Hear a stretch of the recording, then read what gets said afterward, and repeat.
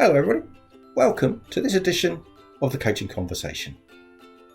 In this series, we're looking to help business owners, business leaders see how coaching can help them and their teams be the people they want to be, achieve the things they really want to achieve in their life.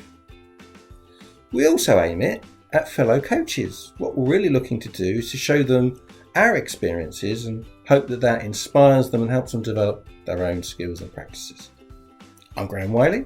I've been coaching business leaders and business owners around the world for the last 2 decades. Nothing more to say now other than get ready, get comfortable. Here comes this edition of the Coaching Conversation. Hello everybody and welcome to this edition of the Coaching Conversation. Today I'm going to be slightly controversial, slightly provocative, and I want to talk about Maslow's hierarchy of needs and the fact that as a coach, I think there's certain aspects of it that I don't think are right. In fact, I think are wrong. And I'll start by recapping what his theory is all about. And broadly speaking, it's difficult to argue with the generalization of the theory, but there are aspects of it which I think are not true. So if you remember correctly, the Maslow's hierarchy of needs is demonstrated by a pyramid.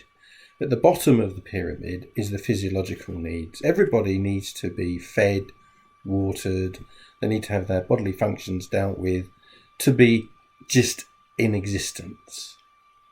And once those needs are met, they can move up to what's described as safety, which is really the security and health of the body, safety in terms of being part of a family and so on. You need to feel safe. So once you've got your physiological needs, you're fed and watered, and then you're in a safe physical space and you're well, you can then move on to what's called love and belonging, which is about being part of a family, being with friends and have a sense of community.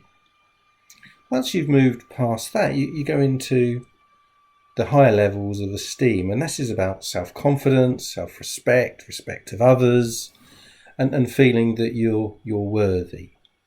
And you can see that this sort of mirrors people's career. You can see that you start off on a very low pay, you progress, train, learn, get promoted, you get to another level, and so on and so on. And then you get to a point of managerial position or senior managerial position where you're confident in what you do and you have the confidence of other people around you, you have their respect and so on. And you can see how that's very logical and difficult to argue with.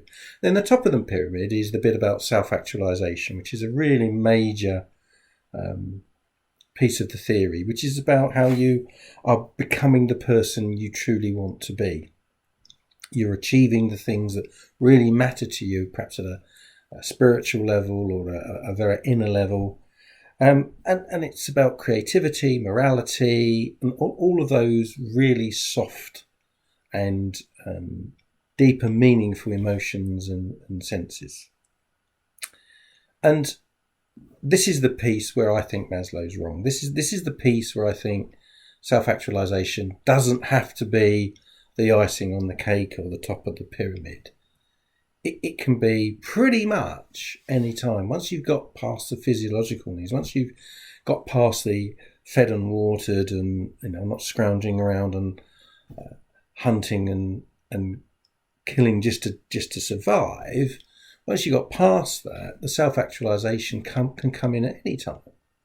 You can want to be whoever you want to be. You can aspire to achieve whatever you want to achieve. You can believe in and hope for whatever it is you want to at any level at that point.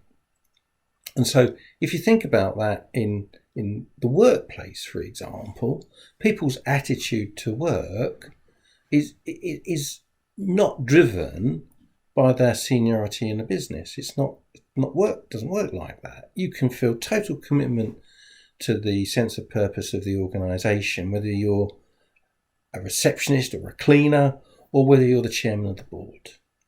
You can really aspire to develop and be part of a team and help that team grow and achieve all of its goals without being the team leader, the team captain, or the most senior person in the group. And so self-actualization, therefore, is achievable entirely dependent on the person, wherever they choose to do it. And it's that perspective that I've seen as a coach. I don't coach only very senior people because they're the only people capable of change. No, not the only people capable of understanding what it is they want to be and do, or that there's a greater sense of purpose to life. It's just not true. I do typically spend more time with those people because they're typically the people that are more valued and the organisation is prepared to invest in. But that doesn't mean that the junior people aren't equally committed and engaged in the organisation. And there are some well-worn examples that people have used over the years to demonstrate this. So you could ask a bricklayer, what are you doing? I'm laying bricks. You could ask another bricklayer, what are you doing? I'm building a wall. You could ask another bricklayer, what are you doing? I'm building a cathedral. They're all doing the same job. They just got a different perspective on what they're doing and what it means.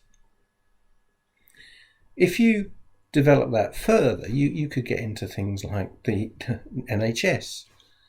Clearly, a surgeon, a doctor, a senior nurse may have a whole sense of vocation around what they're doing, but so might the porter, so might the cleaner, so might the secretary in the office, so might the wages clerk. They all believe that what they're doing is making the NHS work, which has a greater sense of purpose and a greater meaning, giving that sense of purpose and meaning to their work life, that part of their lives that they spend a lot of time in. And so the controversy, the provocative nature of what I was trying to say is that Maslow's wrong. I don't believe self-actualization is the cherry on the top. I don't believe it's the top of the pyramid. I think it's available at any time, as long as you've got to a point where you are fed and watered and in a place of safety, so that you are effectively in a civilized environment and you can think about your life, your role, what you want, who you want to be, and what your values are, and how important this is to you and how you're going to grow and be that person. Self-actualization. Core of what a coach does. A coach is there to help people achieve the things they want to achieve, be the person they want to be. And by doing it in that sense, with that open-mindedness, you don't get hung up on, I can only deal with very senior people, because it's just not right. I hope that's helpful, and I'll see you again in another edition of the Coaching Conversation. Bye. So there you have it. That was the latest edition of the Coaching Conversation. Hope it was useful. Hope it did what it was meant to do for you. If you want any more information about our coaching practice, it's at the executivemindset.co.uk. While you're there, you can book your own free session, which will give you a much deeper insight to what coaching can really do for you. If you enjoyed the session, please give us a good rating. And if you want to reach out for further information, do email me at theexecutivemindset@sagegreen.com. That's about it for this time, and look forward to seeing you next time. Bye.